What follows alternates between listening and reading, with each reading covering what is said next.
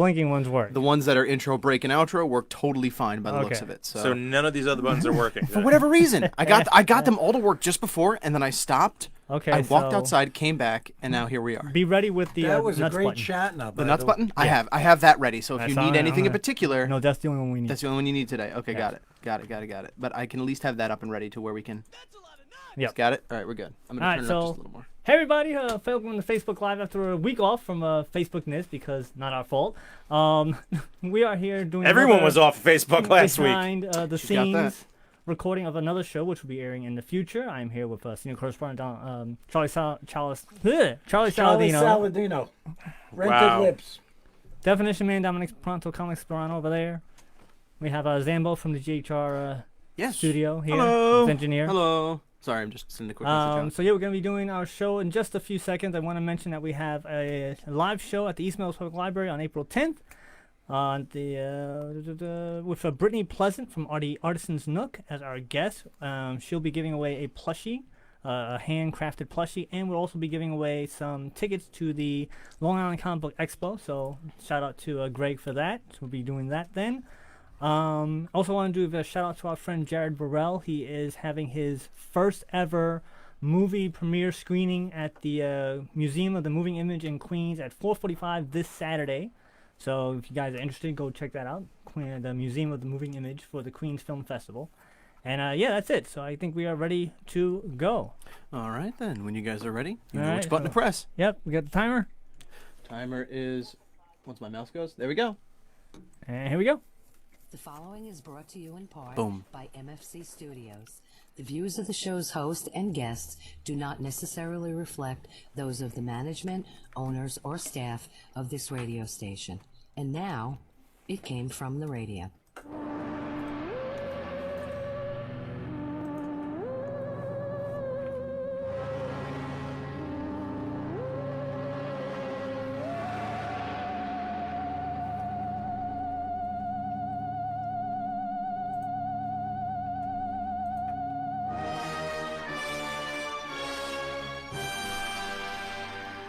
Yapatoy, and welcome once again to A Game from the Radio, the official of the Backup Con. This is your host, Mark Torres, speaking. With me in the GHR studio, we have our senior correspondent, Charlie Saladino. Yapa Latoya Jackson, everyone.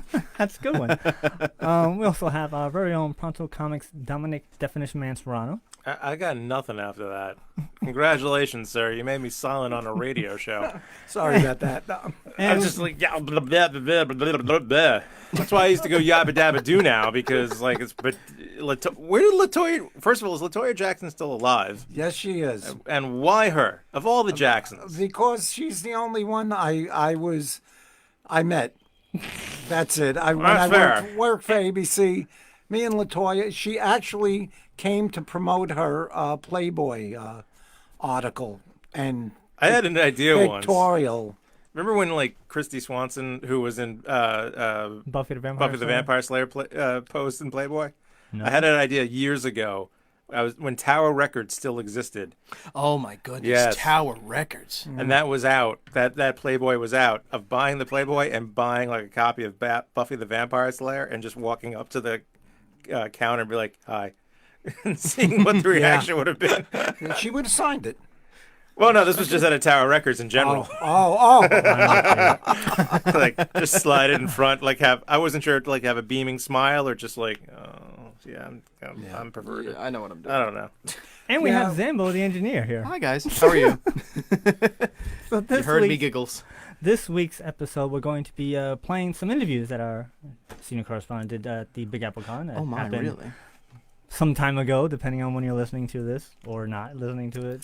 About 3-4 weeks ago, huh? Yeah. A long like time that. ago in a galaxy far away. Yeah. Hey, would you be excited to know there's someone watching us on Facebook Live right now? Yeah. Would you like to know who it is? Yes. Sure, why not? A nice gentleman named Steven Zambito. Who's that nerd? I don't know. He's some nerd. Hey, I I know who that always is. liked him. He's not bad. He's really not good bad, to fan. quote a friend of mine. Yeah. Yeah. So before we do that, He's not the worst. we're No. going to take I it bet the away worst. with the news. The news. Oh, thank God. The news is brought to you in part by the fine folks of the Big Apple Con, which we are the official radio show, celebrating over 22 years of comic bookness and pop culture stuff. For more information, go to www.bigapplecc.com. And also want to do these shout-outs for the Patreons, such as Danny Grillo, Jared Burrell, whose movie is coming out, or may have already came out, depending on when you're listening to this. Whoa, did he give us more than $1 for that? Because you Horror. gave him way more. He gets a shout-out. That was it. All right. I didn't name the movie. Fair enough. Two Sentence Horror, Millie Portes, Kyle Horn, and Dresden Media. Wait. Let me see that. Drezn, Dresden. Okay. Drazen? Dresden. All right. Dresden. Just making sure it wasn't Dresden and you were like No, fumbling there's no around Dresden, with it. like the no- Dresden Files. There's Exactly. No D, no. Dresden Media. I'm just double checking. So Fair yeah, enough, so fair if you enough. guys want Can't be your too own careful little these days. No, not at all. shout out, go to www.patreon.com, look up We Came From Radio in the search bar, and just for a measly $1, you can get yourself a little shout out and you can be a part of our show. So Alrighty. we appreciate Alright. everybody helping us out there. Yeah. So let's see. So this is not sad news. All right, so this is from the. We need a dun dun dun or something like We from- have that somewhere actually. You have something like that. It's not we do here. have It's bum, at bum, the bum. end of the It's on- radio theme. It's on the file. Dun, dun, No, dun. we actually do have a dun dun dun. Shout out Oh, to really? Brian Grays, our engineer from WGBB. Oh, yeah. Give that to me. I'll put it on the board for you guys. It is once on there. Works. It is? It is in the files. Okay, it's in my files. So what I'll do is I'll search for it, and if I Yeah. see it, I'll add it. If not, I'll talk to you real quick. There you go. We'll get it done, I promise.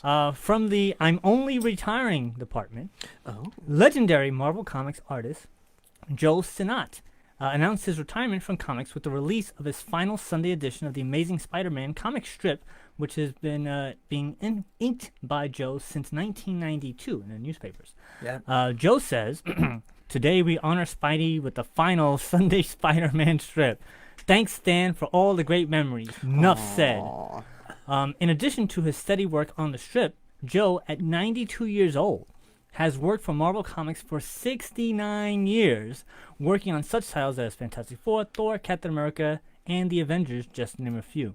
In 2007, none other than Stan Lee had this to say about Joe in an interview. He says, "Pencilers used to hurl all sorts of dire threats at me, and I didn't make certain that Joe, and only Joe, inked their pages. I knew I couldn't satisfy everyone, and I had to save the very most important strips for him. To most pencilers, having Joe Sinnott ink their work was tantamount to grabbing the brass ring." So, Joe, enjoy your retirement. So, yeah. Happy He's what, retirement, Joe. He's 92? 92. I hope he's got a long retirement. I don't, At this point, 8 years why? to get a letter from the president. I'm just saying, one, why stop? Two, at least stop at 70 years even. Well, if he worked for Marvel Comics for 69 years. That's what I'm saying. Just stop. I mean, if Go one more. If he's still like having fun though, I can kind of see him going longer because I mean he's just using his hands. I He's would not, just, I would just say hit 70. Be an even number. Maybe he Oh, likes I see. I see 69. where you're getting Yeah, at. Okay. Maybe Maybe he thought 69 was a good year. I don't know. Maybe he's a Philip Maybe fan of Bill there's and Ted. maybe Yeah, there's maybe. underlining reasons why he did that. Nice. Possibly. For At which- 92, he's not getting any younger. Maybe. But for he's which we but- will never know. But he's Yeah. only retiring, so yay. But you know We're what? moving in the right direction with the Go news, Mark. travel, have a great time. You deserve it. Yes. Right. Life Nice. well lived. So moving along. I would love it. He's like, so what are you going to do in 92? I'm like, nah, I think I'm going to try my own comics now. It's like, oh my God, man. Oh no. So moving along. Okay, let's do this one. From the That's a lot of nuts! perfect Yes. That was an accidental click too, so that ended up working department, amazingly. Captain Marvel has a huge opening week. All right, let me try that again. Oh Has my beat- You God. made a mistake. Go You ahead. want to start from the beginning? No, From no, the no, I'm just no. kidding. Yeah, Captain it Marvel really has a news? huge second weekend, beating out Star Wars. Wait, this isn't old news. Wait a minute, did I just not have that right? You did talk about Captain Marvel the previous time we recorded, so Wait a minute. maybe. No, it's I have. A All I'm Captain saying is I think we Marvel- need a new news department. I have a Captain Marvel news Inconceivable! bit here. Oh, here it is. Here it is. I see what happened. This is why we need you to be like on. Okay. Like, we need that snap out of it from Moonstruck drop. Nah, we don't need that. I had it. No, Nah, we we don't do need because he needs a good I'm gonna, smack. I'm gonna get a good slap sound too. So Yeah. snap Nah, we out don't of need it. There we go. So be good. Captain Marvel is just raking in the money as it flies by $270 million domestic and $780 million worldwide and counting in its first 2 weeks. Chump change. Of note, Yeah, Captain that's what I Marvel said. has already become the third highest grossing film directed by a woman after Wonder Woman and Frozen. Nice. Also, the film is expected to hit $1 billion with a B dollar mark sometime in the next 2 weeks. So, yeah, that's that's some Big. That's good news. That really is a lot of nuts. Well, is it really news that a Marvel movie's doing well? That's doing that well. Is it even really news? Yeah, it is actually. I'm not shocked. A Marvel movie that everyone needed to see for the next Avenger movie. Right. There's that. It's a Marvel movie that everyone needed to see with immediately tapping Remember, into it a was, cult it was a niche loose of end women. tie-up. Right. One, Just so. like last year with Black Panther, like everyone's going to go see it because like, wow, it's the Black Marvel movie. Well, this is the female Marvel movie. So moms are taking the little girls over and over again. That, so again, that could be something, yeah. We might say it's news. Is it shocking? No. Yeah. But I believe it's good for all womankind. I love, empowered women, and I don't think they should be, under anybody's thumb. So bravo for them. Agreed. So moving on. You almost got it. I almost From got the- you. Yeah, you got it. From I was the like, I agree with everything you say, Charlie, except so from the Hey, we have a Captain Marvel movie 2 department. Director David Sandberg, and producer Peter Safran have announced that while still years away, they are ready to make a sequel to the upcoming Shazam movie starring Zachary Levi. David says, "It's easy for me to say, I'm on board. I think that the goal is giving heroes their time to shine and not feeling like you have to be shoehorned in some universal connection amongst all the studio's movies.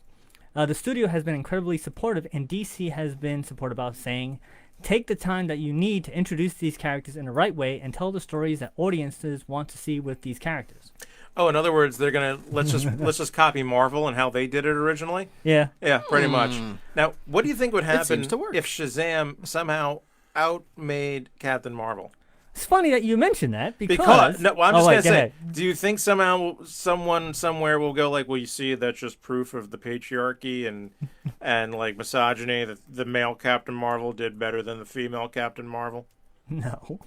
I don't know. I'm gonna put it out somebody there. will say that, yeah. I'm gonna put it out there that someone probably on the Huffington Post will throw that out as Yeah, an but that's article. the Huffington Post. But Not to the- get political about it. I'm just saying. They did Kind of that. useless. I ain't thinking. I'm just saying. They Just saying. did that with Ghostbusters. They tried to blame the women, the female crew on Ghostbusters, when in fact it was whoever thought of this reboot. Right. And it It's had not the nothing fact to do that it was with the women. female. Right. It was the fact that it was a crappy movie. Yes, exactly. Right. That Ivan, what's his name, Reitman. decided not to, he didn't want to disrespect Howell Ramis's.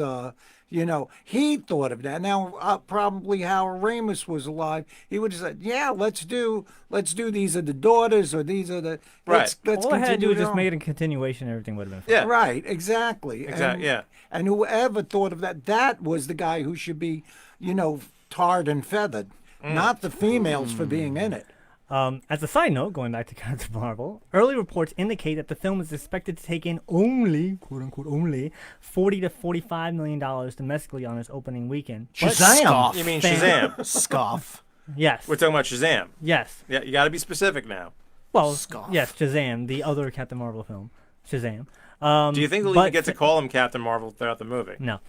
But You're Captain. Fandango, That would would be, be actually yeah. really funny if they did something Yeah. like that. because in Captain Marvel, they didn't actually call her Captain Marvel. She's not really Captain Marvel. She's Carol Danvers. Yeah. Yeah. She's Carol Danvers the Yeah, entire yeah. time. Marvel was That's the only one that they mentioned. Annette Bening. Yeah, that's the only thing they mentioned in terms So of like, she's really Yeah. not even Captain Marvel. It's just the title. But So the whole thing was just smoke and mirrors. She'll always be Captain Marvel to me. But Fandango is once again doing its 2-week early special screenings. So they might try to make up some more money by letting the movie come out a little earlier. Nice. Uh-huh. To put things into perspective, Batman vs. Superman Dawn of Justice opened at $166 million, which was qualified as a flop. Suicide Squad opened with $133.6 million, which was considered a success. Man of Steel opened at $116 million. Wonder Woman opened with $103 million. And Justice League pulled in a whopping $93.8 million, which was also considered a flop.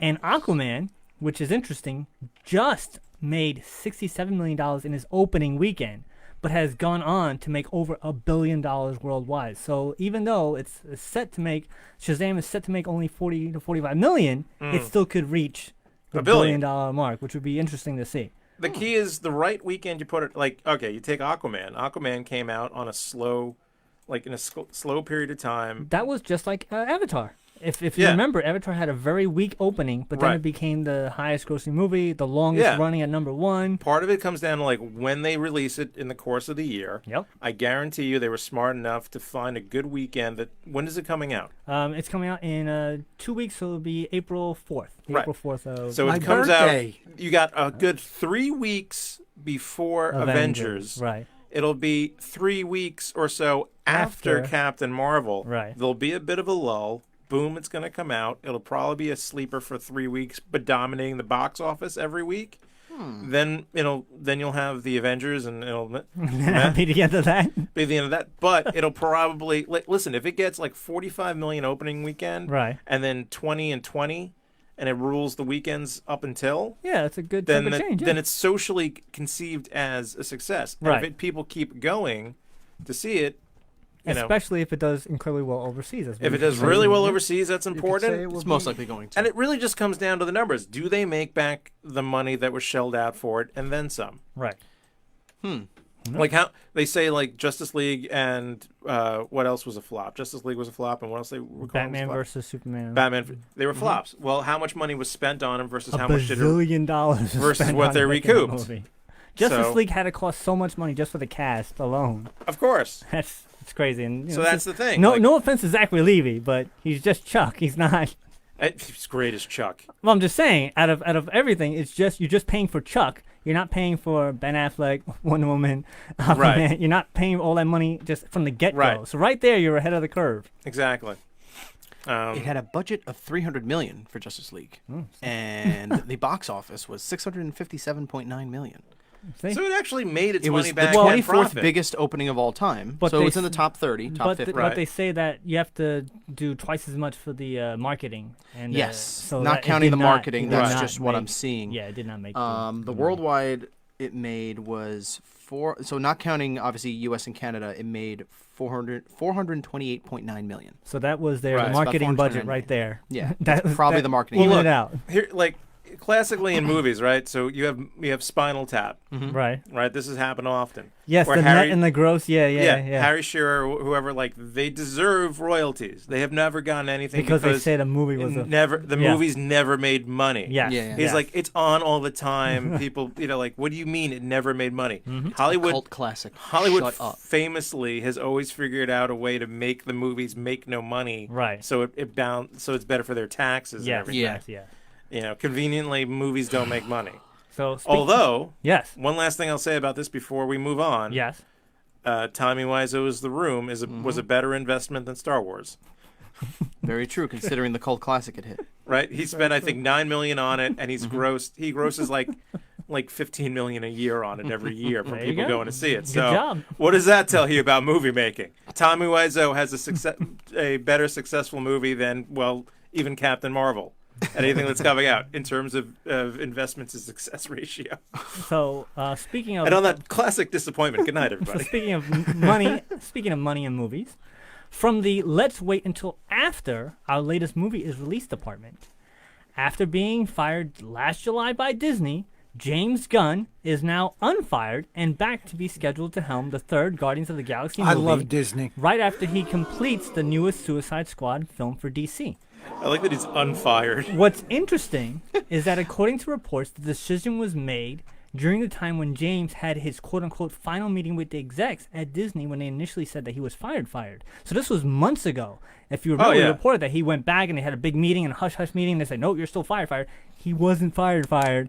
He was unfired at that time. But they waited I'm until telling after you. all the negativity Yeah. from Captain Marvel Yeah. passed by before Yeah. they said that they Oh, by the way, unfired this is him. happening, yeah. Because I know for a fact that they had said it before, it would have just ruined everything for Marvel. Disney. Knowing the talks that they had, like not knowing the talks that they had, obviously, but just predicting. Right. I'm pretty much on the same. Like they definitely did during that same meeting. Like, listen, you're fired. You're on administrative leave. Once everything dies Exactly. down, we'll say, oh, you're actually still on the project. Yeah. Let's just wait for this timeline to cool down. We'll let Captain Marvel do its thing. Whatever. Especially backlash since they got. Captain Yeah. Marvel was getting the negative Oh, yeah. Yeah. initial. So then while they're doing that, they're just like, oh, perfect. It's starting to whirl away your issues that apparently you had. And you're then fine, they throw this out there Right. after one movie, Yeah. before the other one. It was all over my Smart. Facebook feed. Everyone's like, Smart. "Look, bro, this isn't great." I'm like, "You're all a bunch of schmucks. You don't figure this out. This is already pre-planned." Yeah, I knew that this was pre-planned from the start. Like I would love to know go it, through but I to predicted the it. archives and see if we talked about this back in July, saying like, he'll be back, right? I think we did. We gave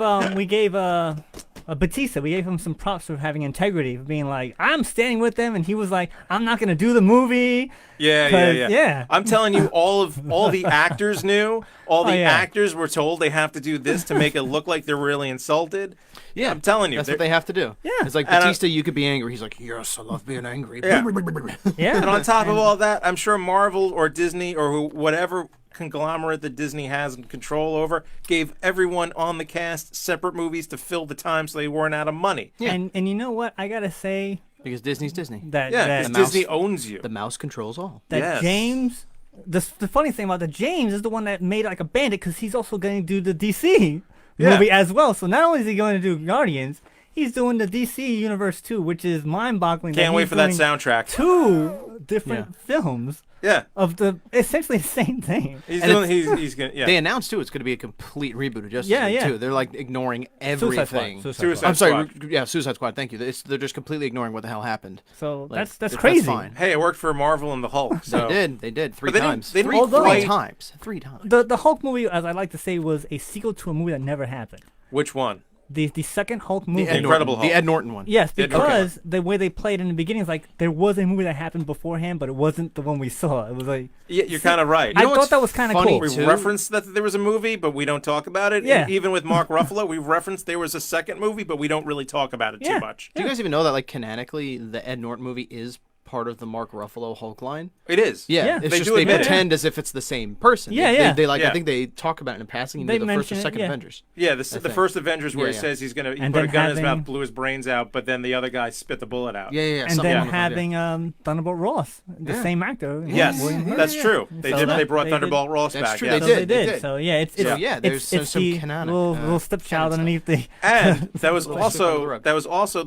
the second movie that had a button where Tony Stark Yeah. shows up and says, "What if I told you we're putting a team together?" Yeah. So it is in the canon. Yep. So Yeah. there is technically canonical evidence of it. So Yeah. I find to be that perfectly fine. Yeah. You know, I just don't know if Ed Norton was like, I want more money, and they said no. And then I they just heard he didn't. was just hard to work with. The whole I Ed heard, Norton I heard thing. 3 things. I heard it was money, hard to work with, or he's like, you know what? I kind of have something else going. Give it to Mark Ruffalo. This is but Probably all three. it was probably all 3 at some You point. remember the report Because he we got he from- loved it. He wrote it. He worked. He Yeah, directed. He was all in on it. Yeah. It's like Ben Affleck before Affleck. Oh Jesus. the report we did when that actually happened, and the article does not play well with others. yes, Remember yes, that? I do remember. Oh, that. yeah. Yeah. So Yeah. back then, so the short version is that whenever, what I'm told, whenever you hire Ed Norton to be in a movie, you're not just hiring him as an actor. You're hiring him as a writer, director, editor, He's all that more stuff than just in that. there. Because he believes in a project. He wants to be fully immersed in the project and whatever. Okay. So I heard that he came down to fisticuffs with the actual director and editor in the editing room, and they're like, we don't want him around. But if you go back to the announcement of the Avengers at San Diego Comic-Con, Right. when they were reading off the names of all the people when they walked on stage, Yeah. I believe it was Sam Jackson was reading them off the names. He said Okay. that coming off his sequel of The Incredible Hulk is Mark Ruffalo. So like they changed at the last minute that he was gonna come out. So they Wow. had intended Ed Norton to be in the Avengers, but they were like too much, It's and too they much. pulled the They were plug. like, yeah, let's Because not. he'd want to write and direct the entire Avengers movie. And which at it's like, that we time, can't have that. Back then, they were like total in control of the whole. Yeah. They're like, narra- yeah, I kind narrative. of don't want that As to opposed to happen. now, where they're kind of letting people kind of do their own thing a little more. Yeah. They're not as strict. That's why what's his name quit. Josh Whedon quit in Avengers after Avengers 2. He's like, I can't do this no more because he Well, you know fought what? for certain scenes and things and all that I just stuff. was watching Avengers 2 last night with my lady, and I got to tell you, upon second or third viewing, I like it more. I think Whedon made a great film. Not necessarily a good sequel to the Avengers, per se, but a really great film where he was able to introduce much more of the human element that he's known for. Right. Especially, like, I really appreciated more of Hawkeye in that movie. Yeah. I really did. Yeah. Like, it's like, and I was explaining it to my lady. I'm like, you see, he's the human element he's the Xander, essentially, and he's the human element. This is what Joss Whedon always has. He always has a character that brings it back to the human moral compass of the team, and that's what he's made Hawkeye into. Right. And then as I'm watching it, I'm like, you know what? Yeah, he really did, and he really grounds that movie. So much so he grounds it that I know you probably didn't like the scene, but he's like, look, the city's flying, we're fighting robots, I have a bow and arrow, none of this makes any sense. But he grounded even for the audience. Yeah. He's like, look, he's essentially saying, it's just fun, take this as this is. It's kind of crazy, just go with it. Right. So I would say, yeah, I think I'd say it's even better than the first Avengers in a certain respect. Because Whedon at least got to do a little bit more of what he wanted, but I know he got annoyed because they had to put the Infinity Stones in. Yeah, they had to put that whole Thor scene. Yeah, and the whole, but on the flip side, that's Marvel saying, yo, we have a plan. You got to stick to the plan. Yeah, it's You can And then have Ryan all Johnson comes in and goes, "Blah, blah, blah, blah, blah." No, I'm just kidding. Yeah, basically. Please, no. that's a whole lot. We got a plan. We're going for an overall arc here. We need this. So moving on Amen to that. There you go. from speaking of overarching stories, from the great now I, meaning me, have to watch this movie department. You mean Mark Torres? Yes. damn. The upcoming film, oh boy, The Curse of La Rania is officially part of the Conjuring universe as a character from 2014's Annabelle makes an appearance in that film. Father Perez, played by Tony Amendola, shows up, making the connection to Annabelle explicit, recounting his involvement in the events of that movie. And since that movie is set sometime in the 70s, it is now a side sequel to the first Annabelle. So I had no intention of watching this movie, but now... Now you have. Now because you it's really some need to reason. work on your Spanish pronunciation, sir. Sí, es bueno. Oh, no. Donde está el As biblioteca? someone of No. Hispanic heritage, you got to work on that. I'm the worst. I'm the worst Puerto Rican there is out there. The point is you're trying, and at least you're admitting. That's Yes. the first step. Yes. The first step is admitting. admitting you have a problem. Yes, exactly. And who knows? I could have been right with the pronunciation. You weren't. There could have been. There could have been. You could have I don't been. know. Sure. But he's. Charlie's looking at me like, no. It's so All right. bad. Charlie has yet to say anything for the past 5 minutes. The Conjuring was just The too much for me. Conjuring. The Conjuring, yeah. The Conjuring. Yeah, until you mentioned Annabelle, I didn't know what movie that was. See, there you go. There you go. Oh, I had no idea where he was going with this. yeah. So wait, you're not going to go over like the really big news today? Are we saving that for next week? I only have 2 more small bits of news, so. All right, go on. All right. Whatever works. From the I, meaning not me, had better come up with a screenplay in a Flash department. Actor Ezra Miller is teaming up with comic book writer Grant Morrison to pen a new screenplay for the Flash solo movie, as if one isn't completed by this May, the film deal with Ezra will expire. Oh, that'll be a great movie that no one understands the plot of. Because that's Grant Morrison's entire storytelling ability. Like, and suddenly here's a character that makes no sense that comes out of nowhere that changes the entire story. But Why don't we just get Neil Breen to who do it? knows what they're gonna do with this movie if it will I don't actually ever get made? But they haven't until May. I definitely know I won't be watching it. I'm going to tell you this. Every time I ever read a Grant Morrison comic, I always felt like he had a complete story in his head, and he just decided to omit sections of it and just let you figure it out. Yeah. Is that like Quentin Tarantino when he has a script and he falls down the stairs and he just gathers it all up together and they do the movie like For the first that? day of Exactly. shooting, like, That's oh what- no. That's exactly how that goes. In fact, I think because it's Tarantino's process, he just throws the script down the stairs and he's like, all right, that's how we're going to Figure do it out. Now we have flashbacks. Yeah. Yeah. Wouldn't that be an amazing process that he just says No, and he no. just goes, "Huh," No, it'd be stupid, and then he'll Mark. hire a guy to put it all together. And that's Be like, all right, Editing. listen, I fell down the stairs. You know what to do. What do you mean? Turn it into a cohesive movie without using it number to number. yeah. There you go. So, final bit of news. Yeah. From the I, meaning me, might have to pick up this comic department. My favorite writer, Peter David, along with Dale Keown, are reuniting one more time for a special Hulk one-shot this June. Incredible Hulk Last Call, which finds Bruce Banner tired of being the Hulk and ready to call it quits when a new opponent appears that brings him out of his lull. Peter says, It's great to be working with Dale again. Some of my favorite stories were produced during Dale's time on the book, and I endeavored to produce a story that would hit all the high points fans remember from those days. I can't wait for the readers' reactions to the story. For those of you who do not know, the pair worked together on The Incredible Hulk from 1990 to 1992, just before Image was being formed, and then he jumped ship to Image, and then reunited. Did he create Savage Dragon? No, that is Dale Keown created Pitt. Savage Dragon is Eric Larson. Oh, okay. Just And, because I remember there was a point in time where, like, I maybe it was during Peter David's run. That where, there was an Eric Larson. Well, there was this thing where he had the Hulk and like, oh, go incognito, and they had the Hulk put a fin on his head, and he's like, yeah, I look like the Hulk with a fin on my head, knocking Savage Dragon. Yes, they had a little tit for tat back in the day, and then the two of them, Dale Keown and Peter David, reunited in 2002 for the Incredible Hulk: The End one shot, which was the final story of the Incredible Hulk. So this is a little interesting. Clearly, it wasn't. Point. Well, no, it was set in the future, and was it the future imperfect? No. This was after that. This was after Future, where the Hulk was the last one there, and he tried to kill himself, but the Hulk would not let him die. It was actually a very interesting little comic book by those two guys.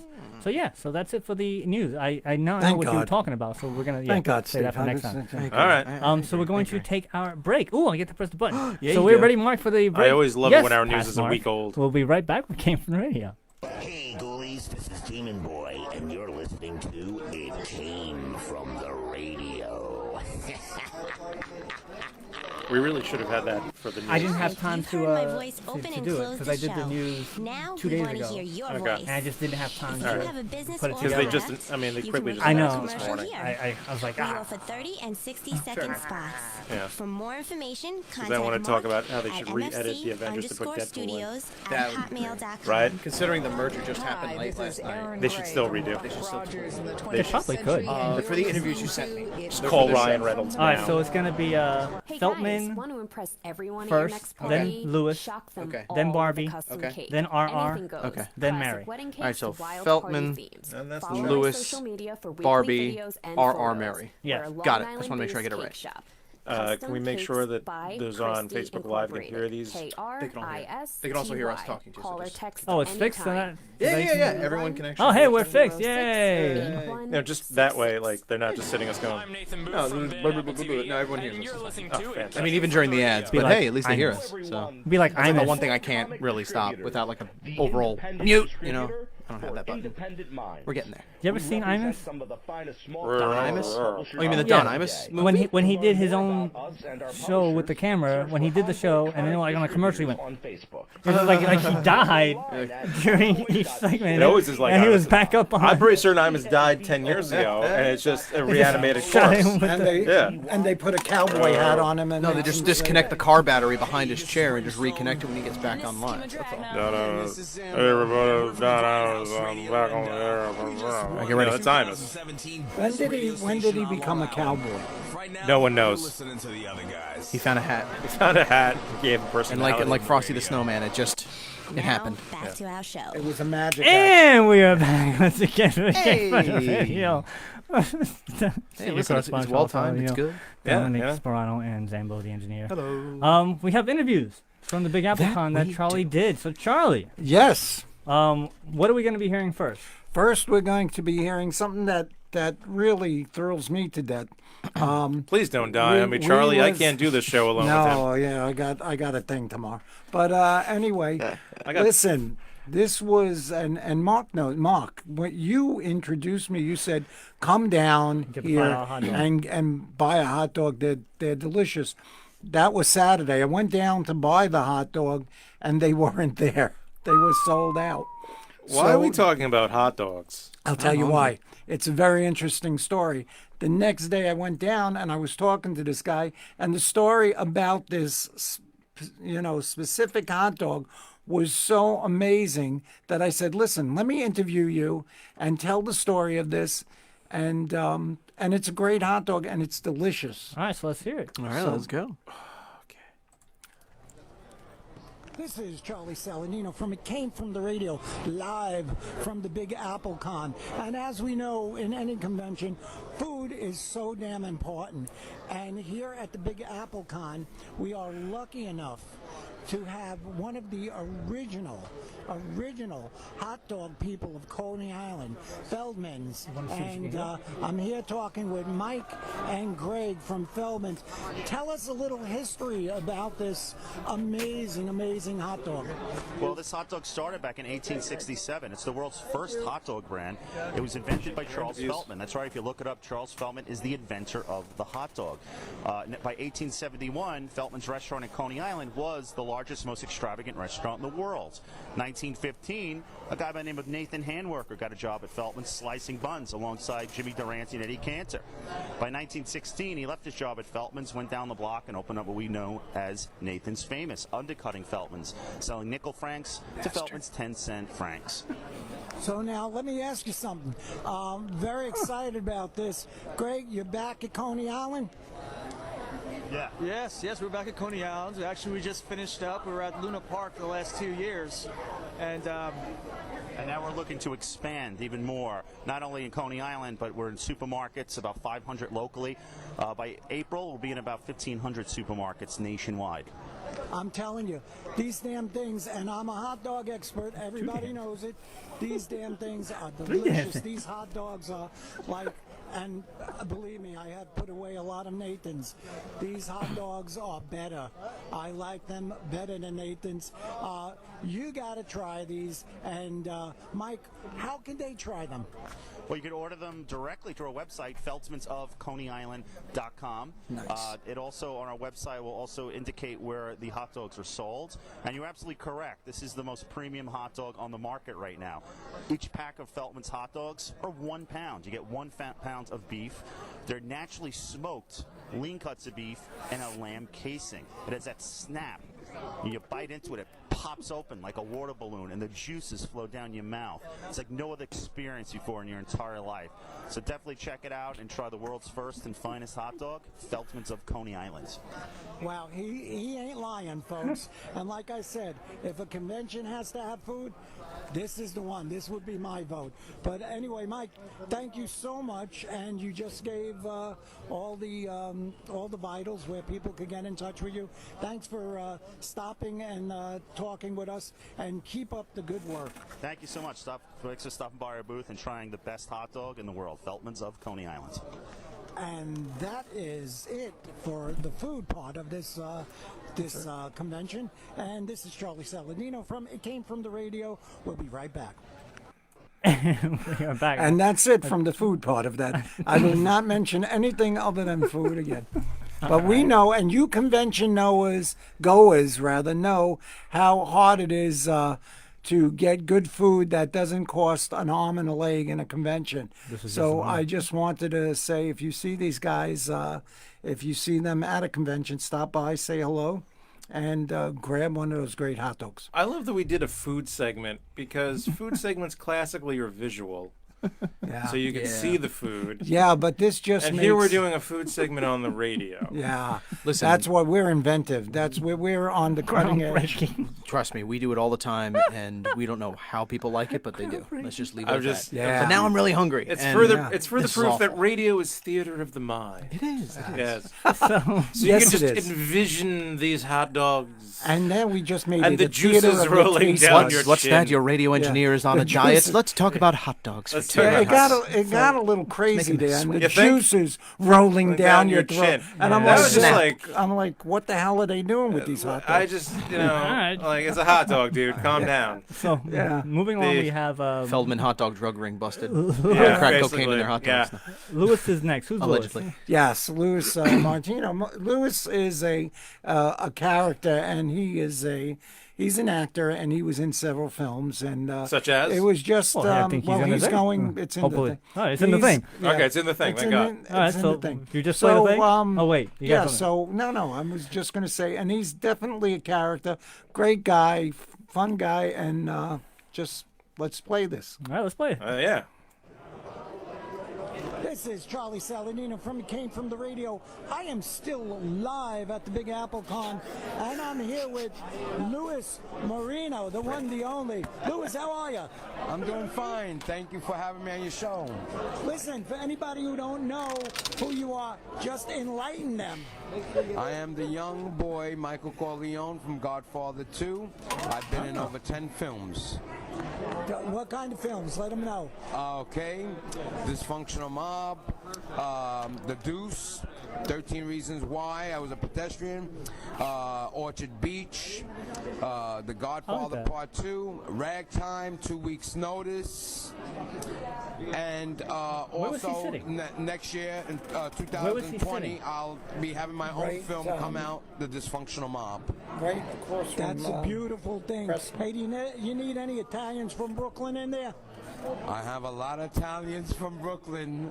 A lot of my friends are all from Brooklyn. There you go. You got your cast already. Yeah, I could use an extra guy if you want to be in it. I want to be in it. I'm leaving you my card. You call me. That's right. I can do that. You got it. So anyway, now we're going to look forward to that in 2020. And where will that be out? Distributed? They could check it out. I have a like page. The Dysfunctional Mob like page is on Facebook. Check it out.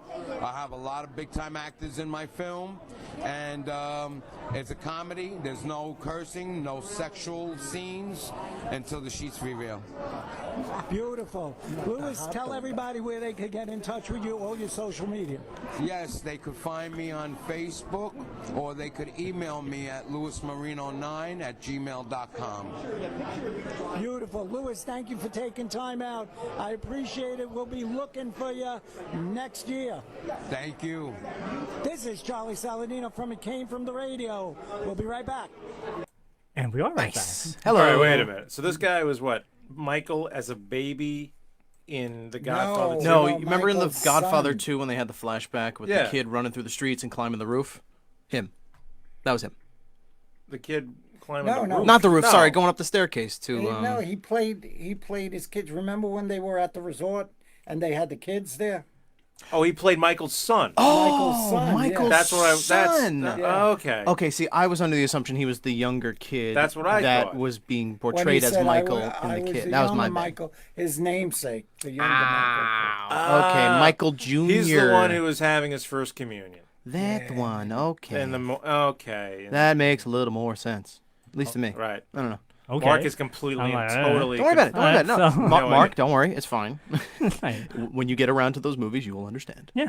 Yeah, so he'll the get new- around on those movies. It's on my list. Yeah, okay. It is. Sometime Sure. before the inevitable heat death of the universe. Yes. Yeah, right somewhere. before. Just before. Just before. I'll You'll leave it on finally a find the cliffhanger. Yeah. So next one we have Barbie Chula? Bobby Chula. Like, Bobby is that like Chula, Papi Chula? Bobby Chula, she is an amazing... That you get right. Yeah. She is an amazing cosplayer, and she has all her own cosplaying characters. So she's really amazing, quite attractive young lady, and just quite talented cosplayer. I love that we interview cosplayers. Again, a visual medium that we can discuss on the radio. Yeah, but again, like I always say, if you go to our Facebook page, and if you go to our albums right now, while this is airing, you can see the visuals. It's in the Big Why Apple do we make Con. our audience work so hard? Man, you got to work to make that money. That's what they say, right? Yeah. Hey, All right, so we ready for it? We're ready. All right, Papi Chula, let's go. Yeah, that you get right. This is Charlie Saladino from It Came From the Radio, live here at the Big Apple Con. I'm here with one of the most beautiful cosplayers I know, Bobby Chula, and she's what, the Dark Empress?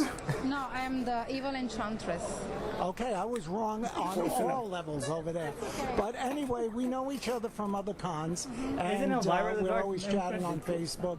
But you have some of the most outrageous cosplay costumes. Tell me all about yourself. I'm Italian. I love to cosplay, and I love horror characters, and I made my own characters. So yeah, that I the one love with to the go to black? cons, have fun, meet people, Okay. and get dressed up, I guess. Now, your costumes, how do you come? These are your own creations. How do you come up with them? What is the inspiration for that? Maybe horror movies. So I try to create a sexy horror character. So yeah, something new. So anyway, how long have you been doing this, Bobby? About like 40 years, maybe, more or less. Because I was just a model before, and now I start to get into cosplay a lot more seriously. So yeah, I'm trying to go to every Comic-Con, and So what made you decide, like you were sitting down one day and you said, this is what I want to do? How did this all start? Maybe because I like to do crazy makeups, so I like to change and do something new all the time, upgrade my costumes, like my Pennywise. It was the first female Pennywise that was a little, different from the movie. Now I created this character, it's called the Evil Enchantress, and I'm like upgrading all the time. So yeah, I think the makeup, I like to do makeup and everything. Also because I'm a graphic designer, so that's why it's so easy for me, paint myself. Yeah. So yeah, your makeup is beautiful. It's unbelievable. Like you guys are going to see on my pictures from the Big Apple Con. Yeah, she is beautiful, I have to tell you. And Bobby, now I'm looking at you, but where can other people see you? All your social media, get yourself out there. Okay, my Instagram is Barbichula NYC, and also Facebook, Barbichula NYC. So yeah, I think they can find me there. Okay. That's good. Bobby, thank you so much. You look outrageous. You look great. And I can't wait for all our fans to see your picture on our Facebook page. Thank you again. Thank you. Thank you. This is Charlie Saladino at the Big Apple Con. We'll be right back. And we are back. So for frame of reference, that is the girl with the black. Yeah, I'm looking at it right now. I'm looking at this right now. Okay. The Italian girl with the black. Yes. Well, I'll give her this. Because of her cosplay, you have no idea what ethnicity she is in any way, shape, or form. Very true. Very true. Well, I'll also give you this. Holy guacamole, Batman. and if you check the other pictures, that other young lady who took the picture with me and Barbie, that's Barbie's mom. And oh, my God. Also a stunner. I like well, how she's she got rolls her good R's. genetics. We'll definitely say that. Better living through genetics. I like how she rolls her R's, personally. Seriously, those R's were rolling, man, like rawhide. It's awesome. We need a whip crack sound just for that exactly. Roll in. So yeah, so see people do some work. They check out the picture. See, so you actually did the homework, so you can see what she looks like. Yeah. She's an amazing makeup artist, and she's just very inventive. How did she walk through the streets like this? Maybe she had a coat. Well, it's not very far. Courage. She lives in Manhattan. Pure courage. There you go. Seriously. So we have 2 more to go. So we have the next one is R.R. Rambler. That's the Rambla, yeah, that's the pillow cell phone guy. Right, Artist. that's the artist. One of my favorite artists, and that was nice. That is with Hope Osset. So and, it wasn't with the actual guy. It was like no, he is from Paris, France, and he. You couldn't go to Paris and interview him? I can if you gave me the $10,000. money, the money to get there. $10,000 on I would Patreon. definitely do an interview That's for right. the show. Put me up at a hotel, give me the money for the flight. You got it. I'll be there. But anyway, so his representative down here is Hope Osset, and she was the lovely lady I interviewed. So let's do that. Let's hear Hope. All right. And this is Charlie Saladino back again came from the radio, still at the Big Apple Con and loving every minute of it. And I stopped at one of my favorite booths. One of my favorite artists, Richard Rambla, and he has an rrrambla.com booth here, which we're really excited about. You have to see the Richard products. Rambler, what's You'll the see second it R for? on my Facebook page. It came from the radio and the Big Apple Con pictures. So really look at this artwork. It's great. I'm here with Hope Osset, and she is the caretaker of all this lovely artwork. And tell me, Hope, tell us a little bit about this. Well, Richard Rambler is the artist. He is from Paris, France, lives there. And what we do is we take his art and we put it on different products, such as pillows, phone cases, mugs, even yoga mats. Richard has a different technique, quite unique. It's called Sumato, and it is actually drawing with colored pencil and paper. Leonardo da Vinci was his inspiration for this, and he's developed that technique even further, as you can see on the products. Yeah, you have to really see the artwork. His artwork is beautiful. Plus, he has prints here of all superheroes done in his style, and they're unbelievable. They're like you never saw before. Like usually you go to a convention and you'll see like, you know, the superhero, and in the back it's all spectacular stuff. But he actually features the superhero, and his artwork is so precise. And it's so amazing. How long has this man been working on the superheroes? He's an avid collector himself, but he's been doing superheroes for years.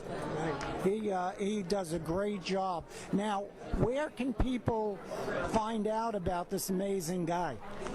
Well, they can go to Richard's Facebook page, which is Richard Rambler. That's REMBLIER, as well as his Instagram page, which is Rambler_Richard_artiste.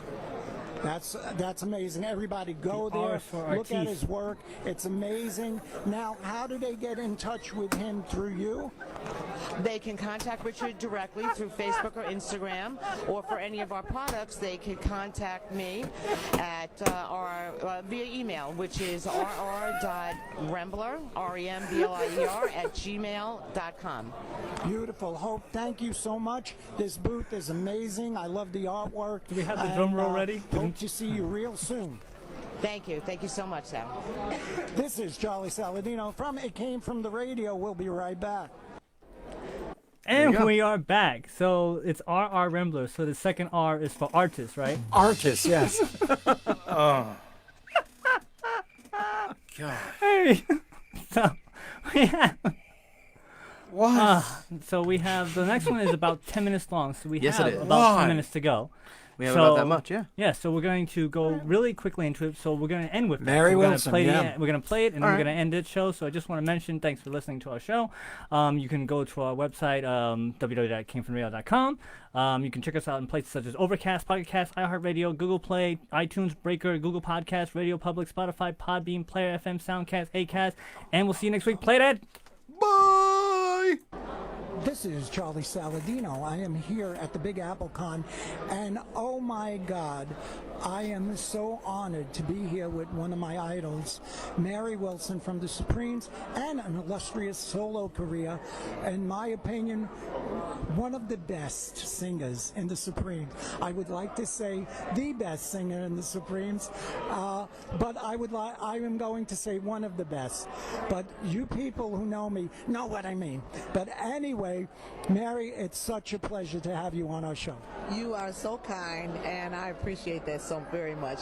But you know, there were three of us, and I love us all. Yeah, I know, and you know I'm only kidding about that. You guys forged an unbelievable music career, not only for yourselves, but for future singers to come. I don't even have to list them. There were people sitting watching you, and they became big stars because of that. First of all, let us talk about what's going on in your world now. We all know what an iconic singer and musician you are. Let's talk about what's going on now for Mary Wilson. Well, you know, I'm very happy. I just celebrated my 75th birthday this year, 2019. Thank you.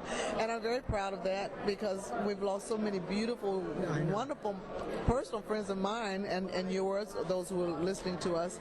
And so I'm very happy that I'm still up. Standing up and singing, but I am doing lots of things.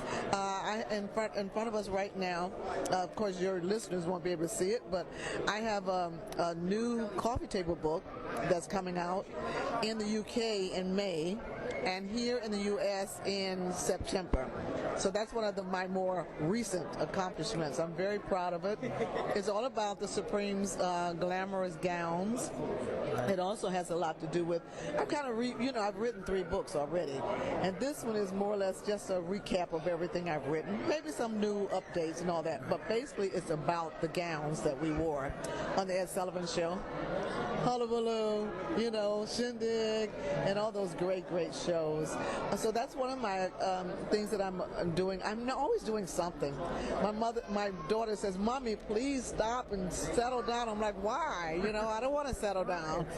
So, I have a couple of new projects out, like my new CD, which I'm very proud of. So we'll be hearing more about that later on. Life's Been Good to Me is what it's called. And what is the next thing I've done? I'm traveling around the world, still performing. I did a tour with a very dear friend of mine, Bill Wyman of the Rolling Stones. Sure. Yeah, I just worked with Bill over in Europe, actually.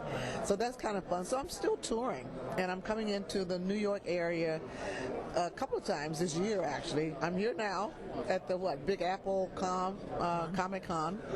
I'll be back in May doing a show there, and then I'm coming back again for the Carlisle Hotel, which I got to tell you, I'm very, very thrilled about that, because this album here is all about Mary Wilson up close, and it's really about, like the American songbook.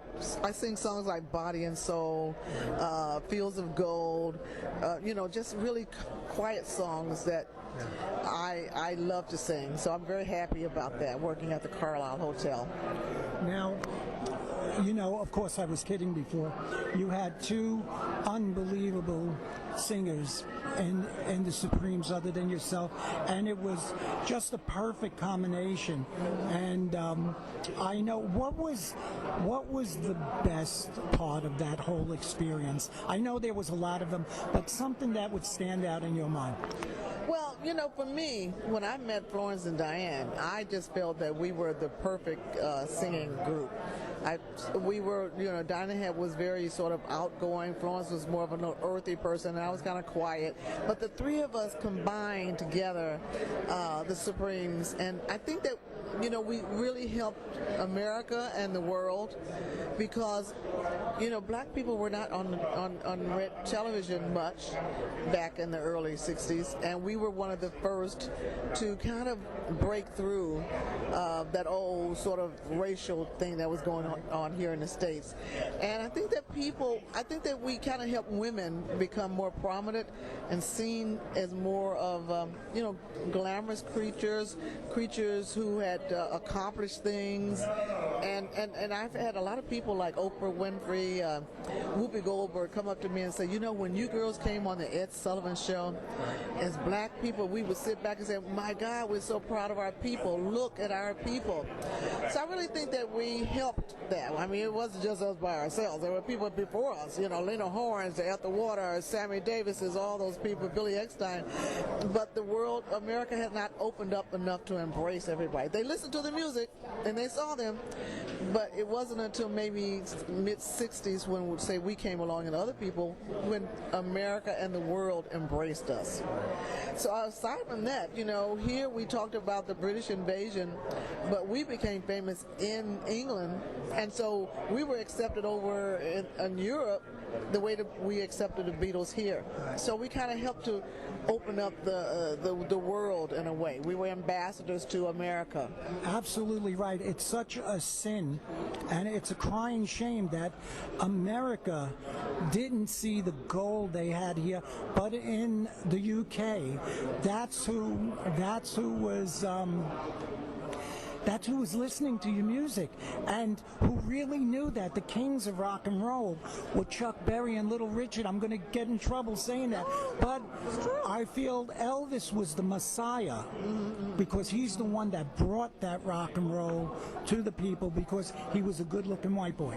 So he was the Messiah. But in my book, Little Richard and Chuck Berry were the kings, and in so many books of people who came here from Britain, that was the music they listened to.